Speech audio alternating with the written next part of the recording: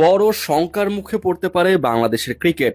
বাংলাদেশের টি-20 বিশ্বকাপ ইস্যুতে নেওয়া অবস্থানকে ঘিরে যে নাটকীয়তা তৈরি হয়েছিল তা এখন এসে ঠেকেছে একেবারে কঠিন বাস্তবতায়। ভারতের মাটিতে খেলতে না চাওয়ার সিদ্ধান্ত বাতিলের জন্য বিসিবি যে শেষ চেষ্টা করেছিল সেটাও কার্যত বন্ধ গলিতে আটকে গেল। এদিকে আইসিসি চেয়ারম্যান জয় শাহ ইতিমধ্যে দুবাই পৌঁছেছেন। সেখান থেকেই বাংলাদেশের পরিবর্তে স্কটল্যান্ডকে বিশ্বকাপে অন্তর্ভুক্ত করার ঘোষণা আসতে পারে বলে জানিয়েছে ভারতীয় সংবাদ সংস্থা পিটিআই। পাশাপাশি বাংলাদেশের সিদ্ধান্তের জন্য শাস্তিমূলক ব্যবস্থার কথাও ভাবা হচ্ছে। নাম প্রকাশ না করার শর্তে এক সূত্র পিটিআইকে বলেছে, আমিনুল ইসলাম বুলবুলের উপর আইসিসি বোর্ড সদস্যরা ক্ষুব্ধ। কেন তিনি আইসিসিকে না জানিয়ে সংবাদ সম্মেলন করলেন? আসিফ নজরুলের আইসিসির সঙ্গে সংশ্লিষ্টতা নেই, কিন্তু বুলবুলের উচিত হয়নি আইসিসিকে তাদের সিদ্ধান্তের কথা জানানোর আগেই সংবাদ সম্মেলন করা। সব মিলিয়ে সময় যত এগুচ্ছে বাংলাদেশের সামনে বিকল্পের সংখ্যা ততই কমে আসছে। বিশ্বকাপের মঞ্চে থাকা না থাকার ফয়সলা এখন আর ক্রিকেটের মাঠে নয়, বোর্ডরুম আর আদালতের টেবিলেই নির্ধারিত হতে যাচ্ছে।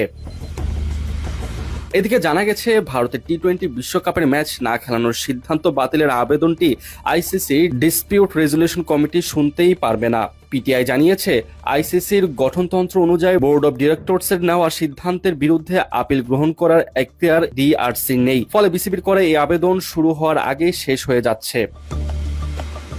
এর আগে বাংলাদেশকে অবস্থান পরিবর্তনে রাজি করাতে আইসিসি গত বুধবারে পূর্ণ সদস্য দেশগুলোর বোর্ড পরিচালকদের নিয়ে জরুরি সভা ডাকে। সেখানে ভোটাভুটিতে বাংলাদেশের প্রস্তাব 14-2 ব্যবধানে নাকচ হয়ে যায়। এরপরও বিসিবিকে আরও 24 ঘন্টা সময় দেওয়া হয়েছিল সিদ্ধান্ত পুনর্বিবেচনার জন্য।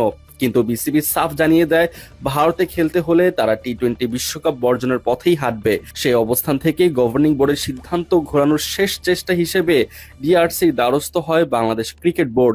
তবে আইসিসি নিয়ম অনুযায়ী সেই দরজাটিও বন্ধ।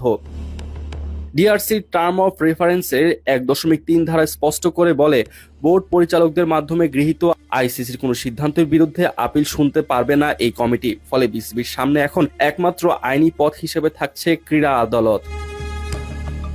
পিটিআইকে বিসিবির এক সূত্র জানিয়েছে, হ্যাঁ, বিসিবি আইসিসির ডিআরসির দ্বারস্থ হয়েছে, কারণ তারা তাদের সবকটি বিকল্পই যাচাই করে দেখতে চায়। যদি ডিআরসি বিসিবির বিরুদ্ধে রায় দেয়, তবে একমাত্র সংস্থা যেটির দ্বারস্থ হওয়া সম্ভব তা হলো সুইজারল্যান্ডের court of arbitration for sports.